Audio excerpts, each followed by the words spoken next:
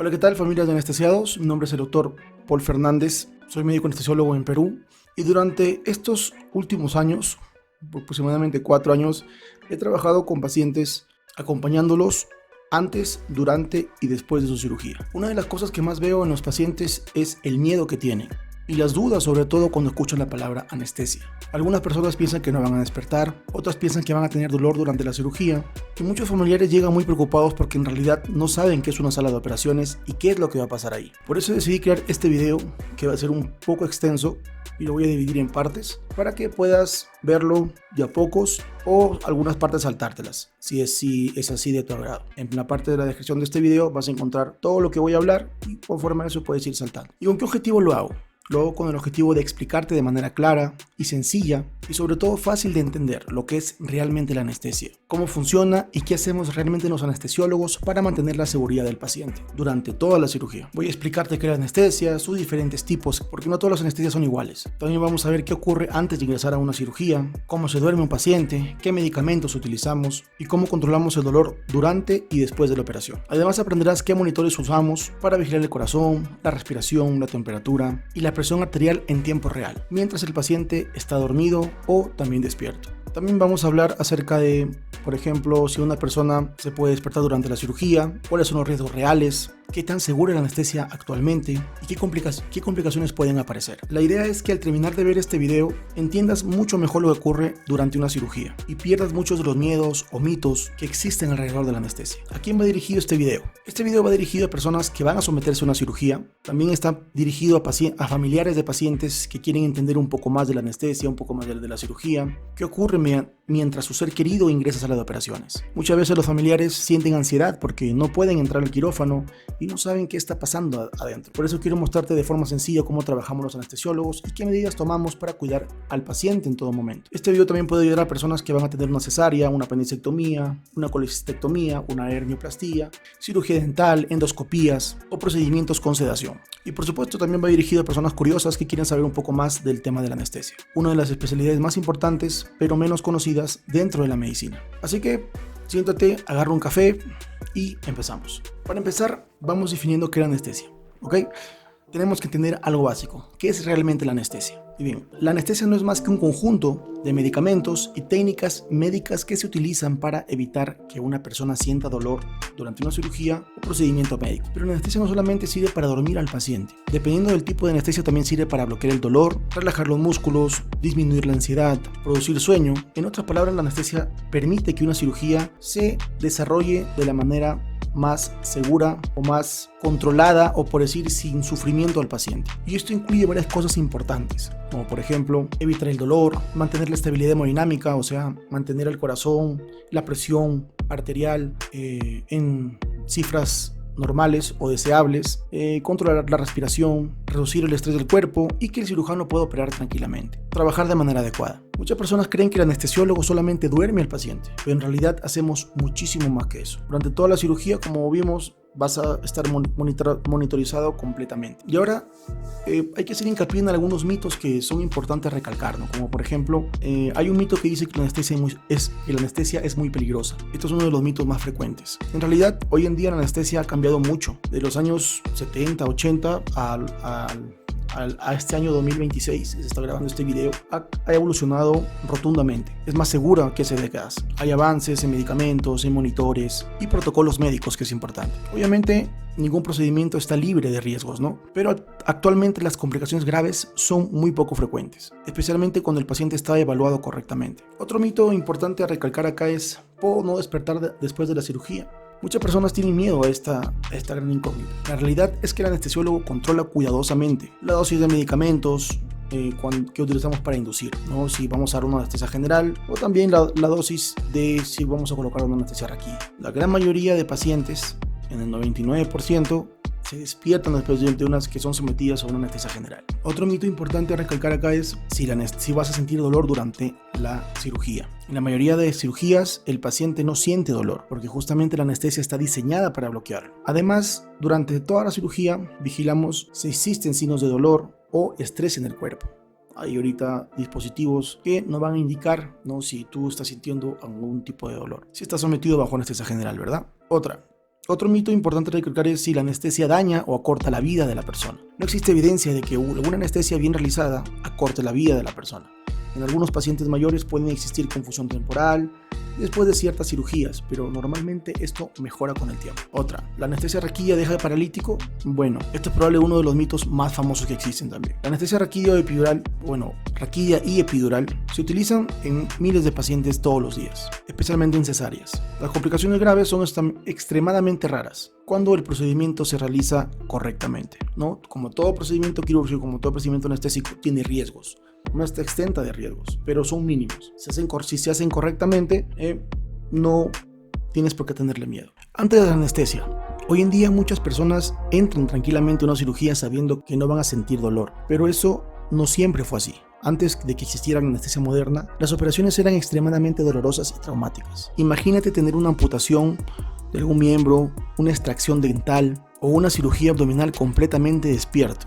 Y más que despierto, porque se puede dar ahorita con anestesia regional, pero más que despierto sintiendo dolor durante toda la cirugía. En esta época los médicos intentaban disminuir el sufrimiento usando métodos muy rudimentarios, como por ejemplo opio, hierbas, golpes en la cabeza para dejar inconsciente al paciente, o simplemente sujetando a la persona mientras el cirujano operaba. Muchas veces las cirugías tenían que hacerse lo más rápido posible, porque el dolor era insoportable. De hecho, algunos cirujanos famosos podían amputar una pierna en menos de 2 minutos, porque mientras más tiempo duraba la cirugía, mayor era el sufrimiento y el riesgo de muerte. Todo comenzó a cambiar más o menos en el siglo XIX, ¿no? Uno de los momentos más importantes de la historia de la medicina ocurre el 16 de octubre de 1846 en Estados Unidos. Un dentista llamado William Norton realizó una demostración pública utilizando éter como anestesia durante la cirugía. El paciente fue operado sin sentir dolor intenso y esto sorprendió completamente a los médicos de esa época. En ese momento es considerado el nacimiento oficial de la anestesia moderna y a partir de ahí la medicina cambió para siempre. Por eso poco después comenzaron a utilizarse otros medicamentos como por ejemplo cloroformo, óxido nitroso y más adelante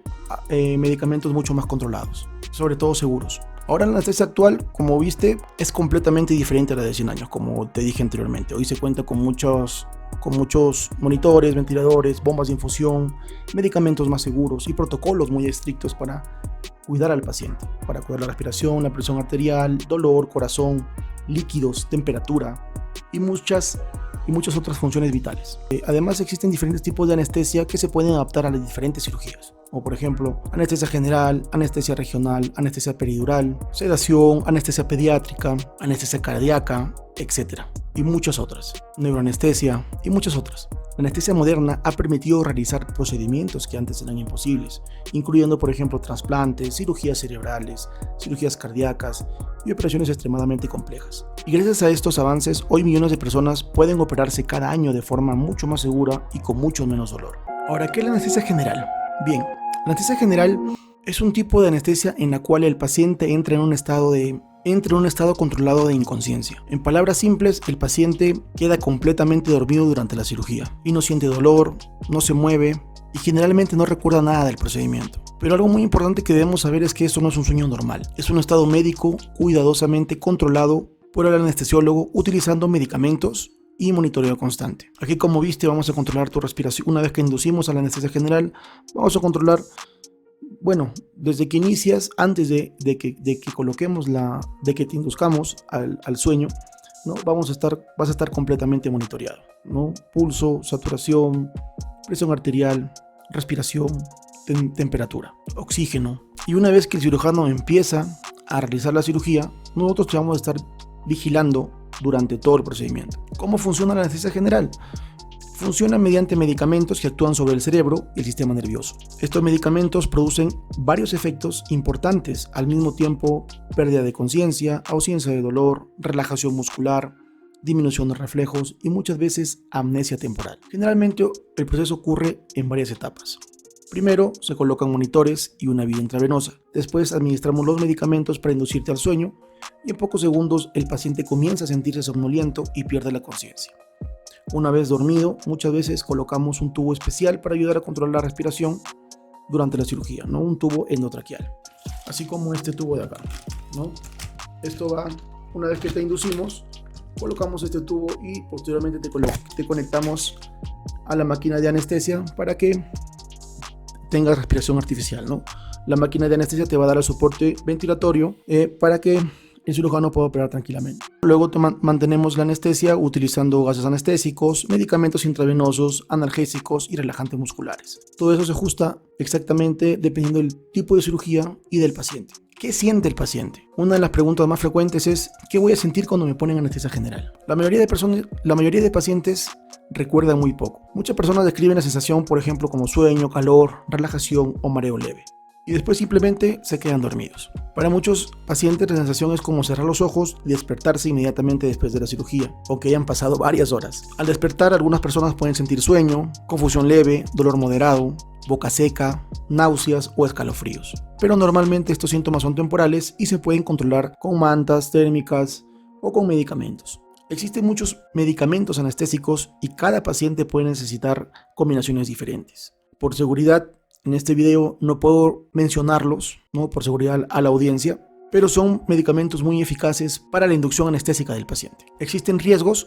Sí. Como cualquier procedimiento médico, la anestesia general tiene riesgos, aunque actualmente es mucho más segura que hace décadas. La mayoría de complicaciones graves van a ser poco frecuentes, especialmente cuando el paciente está evaluado adecuadamente. Riesgos leves más comunes, náuseas y vómitos, dolor de garganta por el tubo, ¿no? Posoperación, somnolencia, escalofríos y mareos. Riesgos menos frecuentes, pero que pueden ser mortales o un poquito más graves, pueden ser laringoespasmos, broncoespasmos, problemas respiratorios, alteraciones de la presión arterial, arritmias, reacciones alérgicas. Y complicaciones graves solamente son raras, pero se pueden dar en pacientes de alto riesgo o pacientes que tienen alguna comorbilidad, alguna enfermedad de fondo, sobre todo cardíacas o respiratorias. ¿Cuándo se utiliza la anestesia general? Este tipo de anestesia se utiliza principalmente cuando la cirugía requiere que el paciente esté completamente dormido o inmóvil. Por ejemplo, en cirugías abdominales, neurocirugías, cirugías cardíacas, cirugías largas, más de 2 horas, cirugías traumatológicas complejas,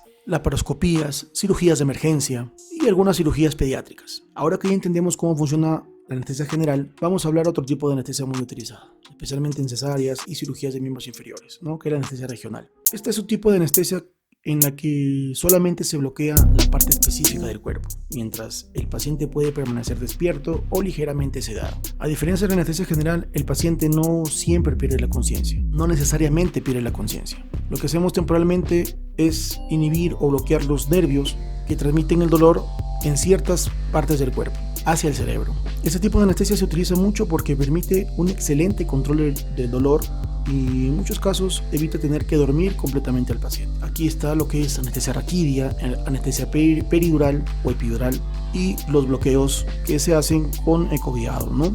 Si hablamos de anestesia raquídea, hablamos de anestesia espinal, que consiste en colocar un anestésico local en el líquido cefalorraquídeo que rodea la médula espinal. Se realiza en la parte baja de la espalda utilizando una aguja muy fina, una aguja así como esta. ¿Ok? Después de colocar este medicamento, piernas se van a comenzar a calentar, vas a comenzar a sentir una sensación de hormigueo, una pesadez y posteriormente vas a perder la movilidad y sensibilidad temporalmente. Esta técnica es la que más se usa. Se utiliza en cirugías, por ejemplo, cesáreas, traumatológicas, hernias, procedimientos urológicos y cirugías por debajo del abdomen. ¿Qué siente el paciente? El paciente normalmente va a permanecer despierto, aunque en muchos casos se puede administrar sedación para que esté más relajado. Algo importante es que el paciente no va a sentir dolor durante la cirugía, pero lo que sí va a sentir es una sensación de presión, una sensación del tacto o manipula, simple, nada más. Ahora, cuando hablamos de la anestesia epidural o peridural, es una tipo de anestesia parecida a la anestesia raquídea, pero que se da en otro plano. El medicamento se coloca en un espacio diferente, que es en el espacio epidural, que es un espacio virtual que se encuentra antes del espacio subaracnoideo. Se puede colocar solamente el anestésico o también se puede colocar un catéter para posteriormente seguir dando anestesia o analgesia cuando el paciente lo requiera. Se puede utilizar para cirugías largas o cirugías cruentas, ¿no? Como por ejemplo unas cirugías que sabes que el paciente va a tener dolor postoperatorio un poco moderado a severo. Se pueden utilizar para analgesia de parto, cesáreas, manejo del dolor y algunas cirugías abdominales o torácicas. Una de las ventajas que tiene este tipo de anestesia es que nosotros podemos seguir colocando anestésicos o medicamento durante la cirugía cuando el paciente lo amerite. Por ejemplo, si ya llevas una cirugía larga y la anestesia ya está pasando, nosotros por el catéter podemos colocar un poco más de dosis y que el paciente no sienta dolor y que el cirujano pueda seguir operando. Incluso el catéter se puede quedar días ahí, ¿no? Que se puede dar dosis analgésicas posoperatorias para el manejo del dolor. Si vemos las diferencias entre raquidia y peridural o epidural, ¿no? La raquidia se coloca directamente en el líquido cefalorraquídeo, mientras la epidural se coloca fuera de ese líquido, ¿no? En el espacio epidural. El inicio de acción, la raquidia va a actuar mucho más rápido y la epidural, su efecto es mucho más progresivo, a partir de los 10 minutos para arriba. La duración, generalmente la raquidia, ¿no? Es una sola punción, dura entre 2 horas y media, 3 horas, y la epidural, si es con catéter, puede durar, como te digo, mucho más tiempo, incluso días. En intensidad de bloqueo, ¿no? La raquidia produce un bloqueo mucho más completo y la epidural un bloqueo que nos permite ajustar según la intensidad. ¿Cuáles son las ventajas de la anestesia regional? El mejor control del dolor, el dolor posoperatorio suele ser menor uso de la anestesia general, no vamos a manipular vía aérea.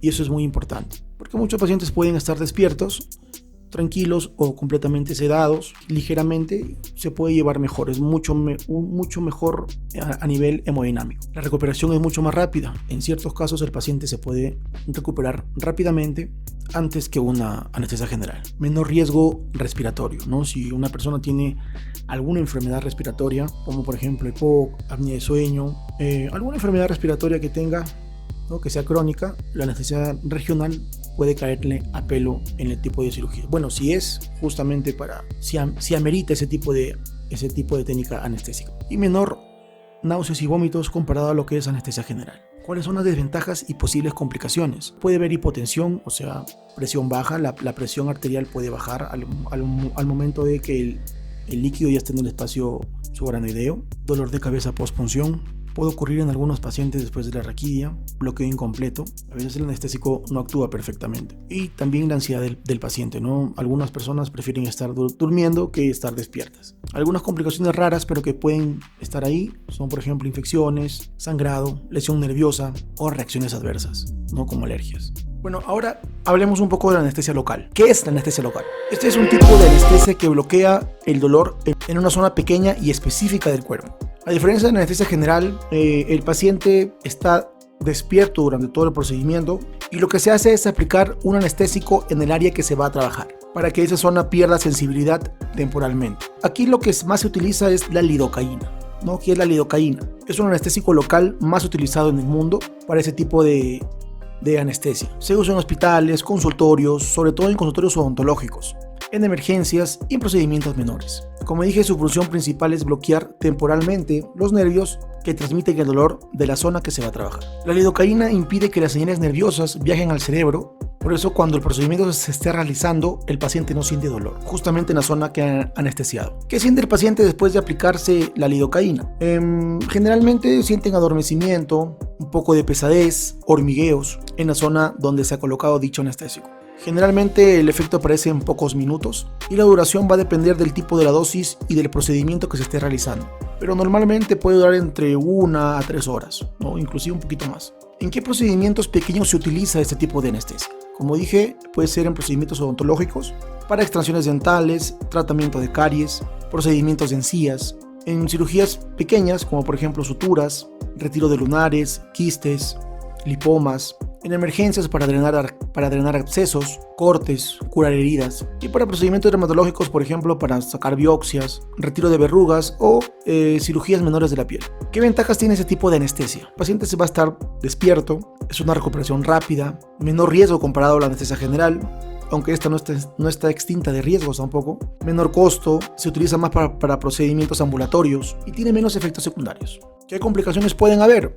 Alergias, mareo, palpitaciones, toxicidad, sabor metálico en la boca, zumbido de oídos, ¿no? Son unos síntomas que te pueden indicar que puedes estar entrando a una toxicidad. Ahora que hablamos de la anestesia local, vamos a pasar a lo que es la sedación.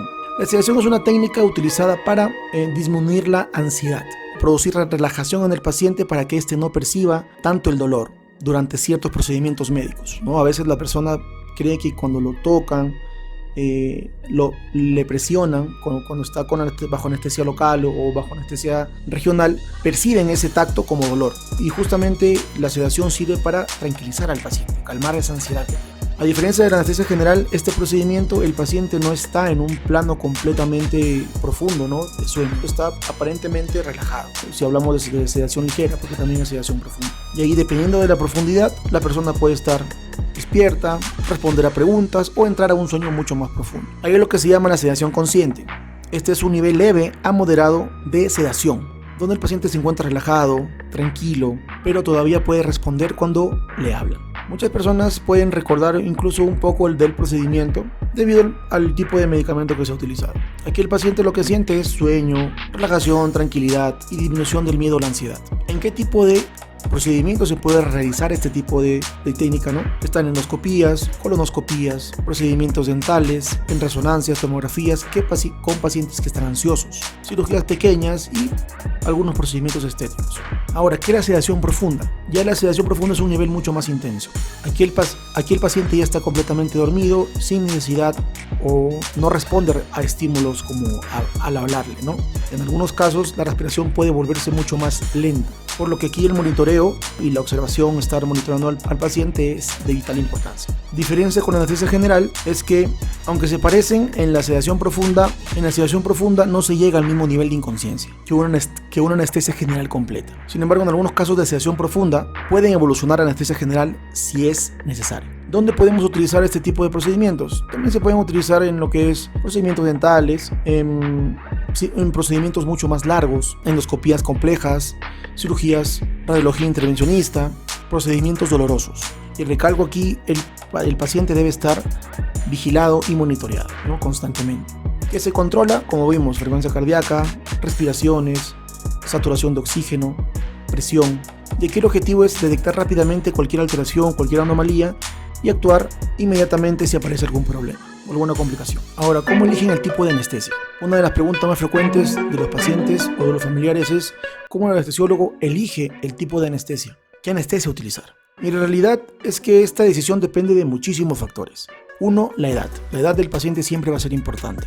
Por ejemplo, en niños necesitan técnicas diferentes porque tienen anatomía distinta, metabolismo diferente y más ansiedad o miedo. En adultos mayores, pacientes también que son muy lábiles, y tener cautela y precaución porque pueden existir enfermedades cardíacas, fragilidad, problemas pulmonares o mayor sensibilidad a los medicamentos. No todas las cirugías necesitan el mismo tipo de anestesia.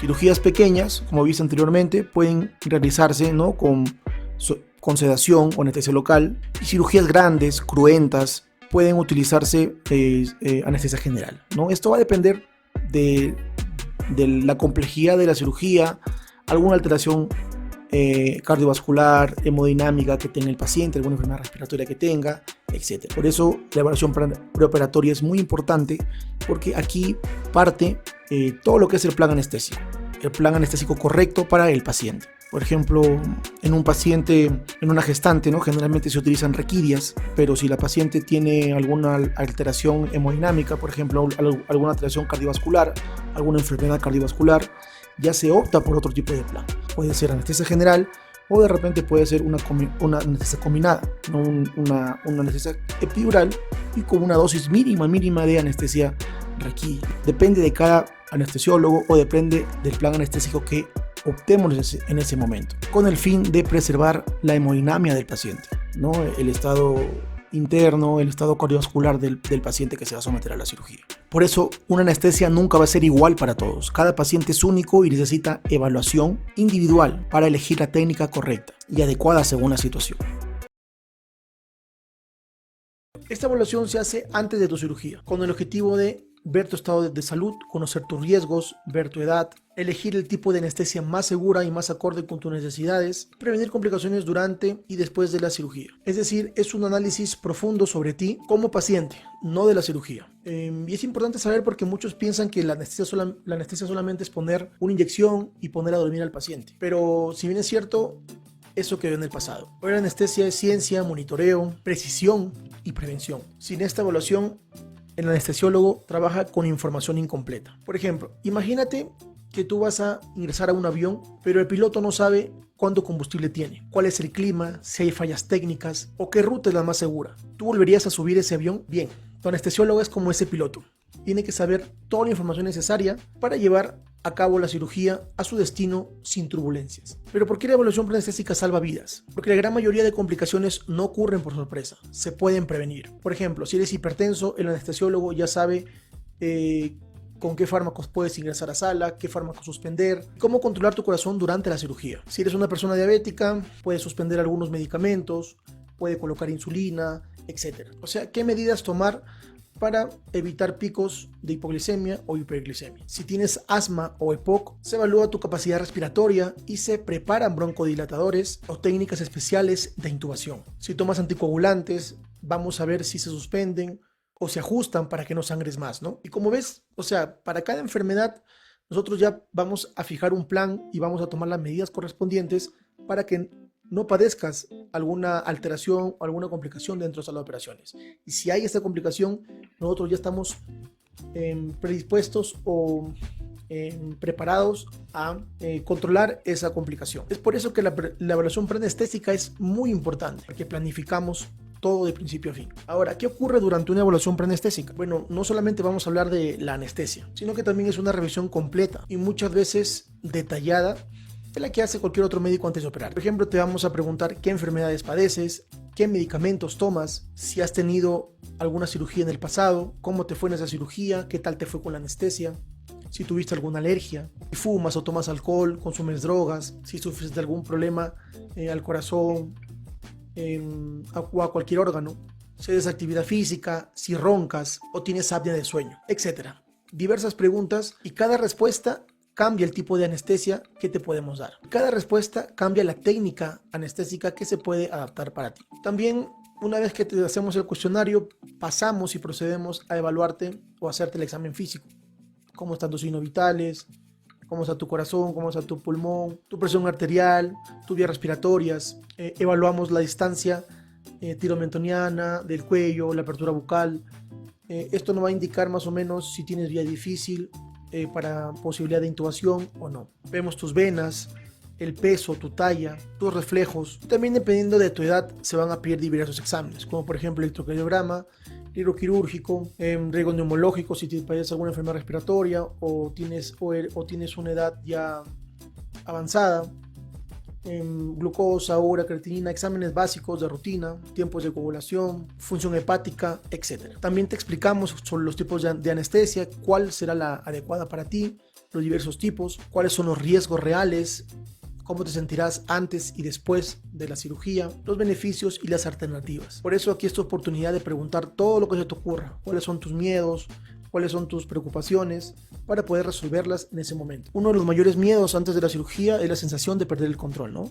Por eso la evaluación preanestésica cambia completamente eso. Allí conoces a tu médico que va a estar contigo, te vamos a explicar, y esto, quieras o no, va a disminuir inconscientemente tu ansiedad, porque todo el mundo venimos con mitos sobre la anestesia y venimos con un temor muy grande al ser operados, al someternos a una cirugía. Ahora, ¿qué pasa si no pasas por la evaluación preanestésica? Bueno, van a haber mayores eventos inesperados, claro, porque si el anestesiólogo no sabe de qué padeces, si eres alérgico, si tienes alguna enfermedad, prácticamente se va a ciegas, aumentando el riesgo de complicaciones. También se puede cancelar la cirugía, se puede optar por suspender si llegas el día de la cirugía sin exámenes o sin preparación. Es importante también detallar que, y esto muchos pacientes desconocen, es que la evaluación preanestésica es parte de tus derechos como paciente. Protege tu seguridad clínica y jurídica. Si se omite esta evaluación, la cirugía no debería realizarse, ¿no? Por eso en este video quiero que entiendas y se te quede que la evaluación preanestésica es fundamental, tanto para el anestesiólogo como para ti como paciente. Así que tu seguridad no empieza en el quirófano, empieza antes. Así que mi recomendación es que si estás por operarte, no veas esto como un trámite, no faltes a tu evaluación preanestésica y sobre todo no tengas miedo de preguntar. Espero que el consentimiento informado no es un papel para proteger al médico anestesiólogo, para proteger al médico, sino es una herramienta que te beneficia a ti y que fue creada para ti para protegerte como paciente. Pero ya que estamos hablando de consentimiento, ¿qué es el consentimiento informado? Sobre todo el consentimiento informado de anestesiología. Es un documento médico legal en el cual el anestesiólogo le explica todas las complicaciones que pueden pasar al colocarle la anestesia al paciente. Te informa sobre los beneficios, los riesgos, alternativas anestésicas y tú aceptas el consentimiento de forma libre, consciente e informada. En otras palabras, es una conversación médico-legal documentada en la cual te explicamos completamente todo y la cual garantiza respeto por tu derecho a decidir sobre tu propio cuerpo. ¿Pero por qué es obligatorio? Esto es importante porque nadie puede obligarte a someterte a alguna cirugía o a realizar un procedimiento médico sin tu autorización. Este consentimiento informado te protege a ti en la parte de tu autonomía. Tienes derecho absoluto a saber de lo que se te hará, qué cirugía te van a realizar, qué tipo de anestesia te van a colocar, y tú eres libre de elegir si aceptas o no aceptas. Se evita también de esta manera que recibas procedimientos sin tu autorización y se deja constancia de que fuiste informado correctamente. Firmar no significa renunciar a tus derechos, significa protegerlos. Pero ¿por qué genera tanto miedo? Muchas personas creen, como lo dije al principio de este video, es que se crean un panorama distinto, ¿no? Quizá piensan de que si es que firman puede ser por algo grave, o se hacen preguntas, quizá me están advirtiendo de que voy a morir, o como te dije, que para que tú te hagas responsable si algo sale mal. Nada más lejos de la realidad. Quiero decirte que la anestesia moderna es extremadamente segura y la mortalidad a la anestesia es menor, muy mínima, a viajar en carretera. Con eso te digo todo. Ahora, ¿qué información contiene el consentimiento? ¿No? Como te dije, tipos de anestesia. Te podemos dar general, raquidia, local, sedación. Te explicamos cuál se va a utilizar y por qué es la más adecuada para ti, cuáles son los beneficios.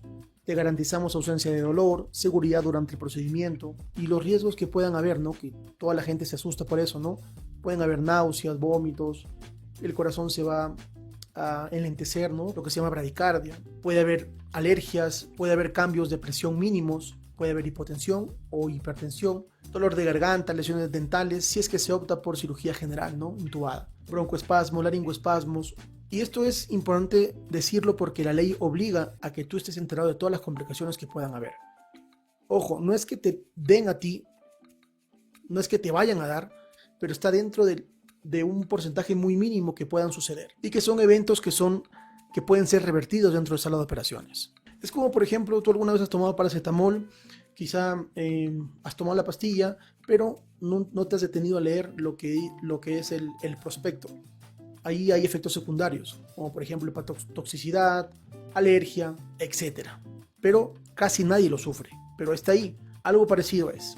Ahora, te preguntarás si puedes rechazar el consentimiento de anestesia.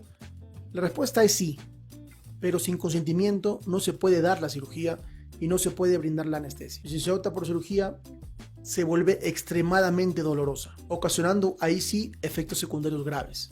Así que recuerda que el consentimiento informado no es para asustarte, sino para darte voz, seguridad y derechos. La medicina moderna reconoce que el paciente bien informado siempre tiene mejores resultados. Y como sabes, la mayor causa de ansiedad es el desconocimiento. La mayoría de miedos siempre vienen de historias, de mitos, de personas de redes sociales, de películas, etc.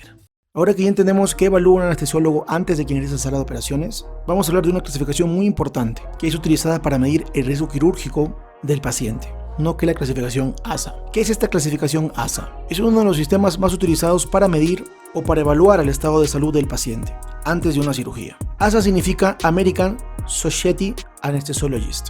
Esta clasificación permite al anestesiólogo estimar qué tan sano está el paciente y qué tan alto puede ser el riesgo anestésico o quirúrgico. Algo importante de entender aquí es que no mide solamente la cirugía, sino el estado general del paciente. Por ejemplo, un ASA 1 significa que el paciente está completamente sano, sin enfermedades importantes, buen estado físico, paciente que no fuma, sin problemas cardíacos o pulmonares. Ejemplo, una persona joven, saludable, que se va a operar de una hernia o cirugía pequeña. Generalmente estos pacientes tienen un riesgo muy mínimo anestésico. Cuando hablamos de ASA 2, significa que el paciente tiene alguna enfermedad leve o controlada, pero puede llevar una vida completamente normal, una vida relativamente normal. Ejemplos: hipertensión controlada, diabetes controlada, obesidad leve, fumador, asma leve. El riesgo sigue siendo relativamente bajo, pero necesita un poco más de vigilancia. El ASA3 significa que una paciente tiene una enfermedad importante que sí afecta su salud diaria. Por ejemplo, diabetes mal controlada, hipertensión mal controlada o que no toma medicamentos,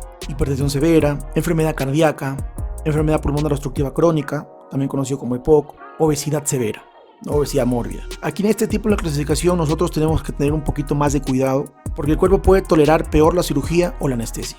El ASA 4 es ya una clasificación donde la enfermedad del paciente pone en riesgo su vida. Tiene una enfermedad grave el paciente. Por ejemplo, insuficiencia cardíaca severa, shock, infarto reciente, fallo respiratorio grave, sepsis severa, etc. En estos pacientes ya es un poco más tedioso, más delicado tratarlos y muchas veces necesitan ya monitoreo más invasivo, cuidados intensivos y anestesia un poquito más especializada.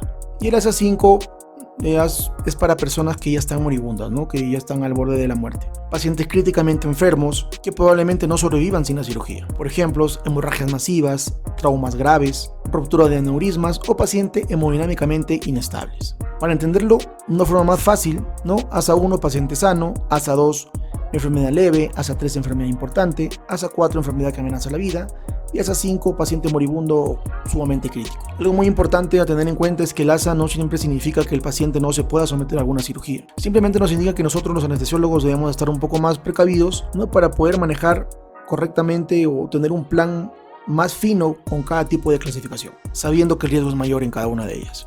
Ahora, ¿por qué se realizan exámenes preoperatorios antes de una cirugía? Antes de una cirugía, el anestesiólogo siempre solicita ciertos exámenes para conocer mejor el estado del paciente y disminuir riesgos durante la operación. No todos los pacientes necesitan los mismos estudios, pero los exámenes van a depender de repente de la edad, enfermedades, tipo de cirugía y estado general del paciente. Pero si es una cirugía programada, por ley debe entrar con exámenes básicos, como por ejemplo hemograma. El hemograma es un análisis de sangre muy común que permite evaluar diferentes componentes sanguíneos. ¿Qué observamos? Por ejemplo, hemoglobina, porque nos ayuda a ver si el paciente tiene anemia o no. Glóbulos blancos puede indicar infección, inflamación. Plaquetas, importante para la coagulación y evitar sangrados.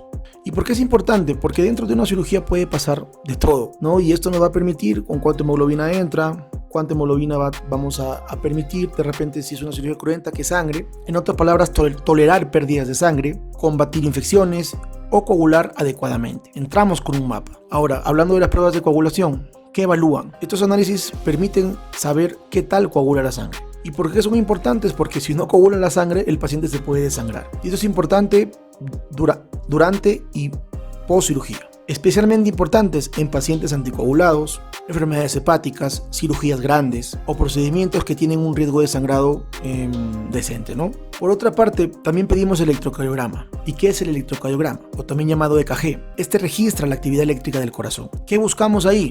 Si el paciente tiene arritmias, infartos previos, problemas cardíacos ocultos, alteraciones eléctricas, hidroelectrolíticas, etc. Generalmente los adultos mayores lo utilizamos, pacientes hipertensos, personas con enfermedades cardíacas o cirugías mayores. También está la radiografía, especialmente la radiografía de tórax, que permite evaluar pulmones, corazón y algunas estructuras del tórax. Aquí se pueden detectar infecciones pulmonares, enfermedades pulmonares crónicas, agrandamiento cardíaco o enfermedades respiratorias, o inclusive secuelas de enfermedades respiratorias. ¿Por qué es importante? Porque durante muchas cirugías el anestesiólogo controla la respiración del paciente. Ahora que ya entendemos cómo se prepara un paciente antes de la cirugía, vamos a entrar a una de las partes más impactantes e interesantes.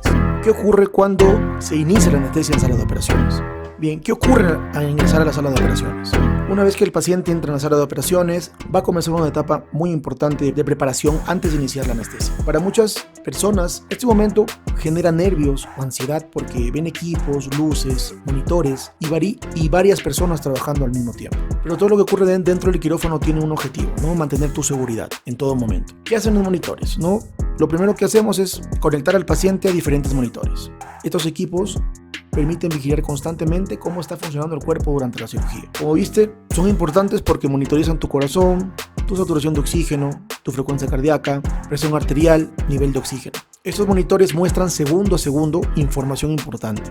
Es decir, que durante toda la cirugía vamos a estar observándote constantemente cómo estás respondiendo. También se coloca una vía endovenosa, intravenosa, una vía, es el famoso catéter o venoclisis, en el brazo o en la mano. Esta vía permite administrar medicamentos, anestesia, líquidos, antibióticos y tratamientos de emergencia si fueran necesarios. Según una vía venosa es un poco complejo, ¿no? Actuar a tiempo, ante cualquier situación, ante cualquier adversidad.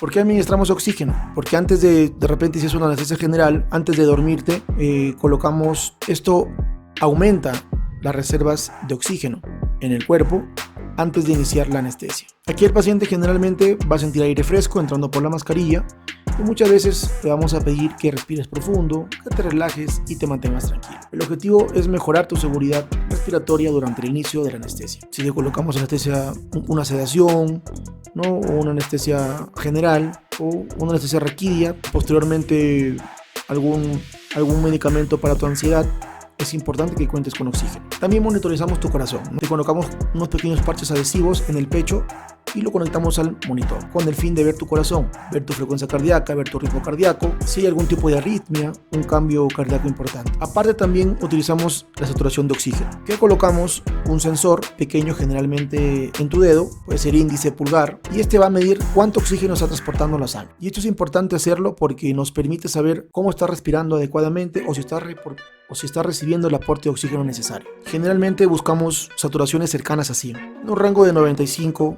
98, 100%. Y también la presión arterial es muy importante, como dije, ¿no? La presión arterial va a indicar cómo está circulando la sangre en el cuerpo. Algunos medicamentos anestésicos pueden bajar la presión, pueden aumentar la presión o modificar el funcionamiento cardiovascular. Generalmente te vamos a colocar un brazalete automático que se va a insuflar cada ciertos minutos. La capnografía también es importante, ¿no? Porque esta mide el dióxido de carbono que el paciente elimina antes de respirar. Es importante porque en la anestesia moderna nos ayuda a confirmar si el paciente está ventilando correctamente. Si es anestesia general, nos va a permitir ver si el tubo está bien colocado o si los pulmones están funcionando correctamente. Y hasta aquí llegamos con el video de hoy. Espero que esta información te haya ayudado a comprender mejor el fascinante mundo de la anestesia y a sentirte más tranquilo si tienes una cirugía próxima. En los próximos videos profundizaremos en temas muy importantes también como es la anestesia pediátrica, la anestesia en adulto mayor, la anestesia en pacientes con enfermedades crónicas, los diferentes tipos de anestesia y muchas otras situaciones especiales que todo paciente debería conocer antes de entrar a sala de operaciones. Si este contenido te resultó útil, te invito a suscribirte a mi canal, activar la campanita de notificaciones y darle me gusta al video. Dejar tus preguntas o experiencias en los comentarios y compartir este contenido con familiares y amigos. De esta manera ayudas a que más personas reciban esta información médica confiable. Además, puedes descargar completamente gratis mi reporte Cómo perderle miedo a la anestesia, donde te explico de forma sencilla qué ocurre antes, durante y después de una cirugía, y respondo las dudas más frecuentes de los pacientes. Y si deseas profundizar aún más, te invito a obtener mi guía Anestesiados, una obra diseñada para pacientes y familiares que buscan comprender la anestesia de manera clara, práctica y basada en la experiencia de un médico anestesiólogo. Soy el Dr. Paul Fernández, gracias por acompañarme y nos vemos en el próximo video. Hasta pronto.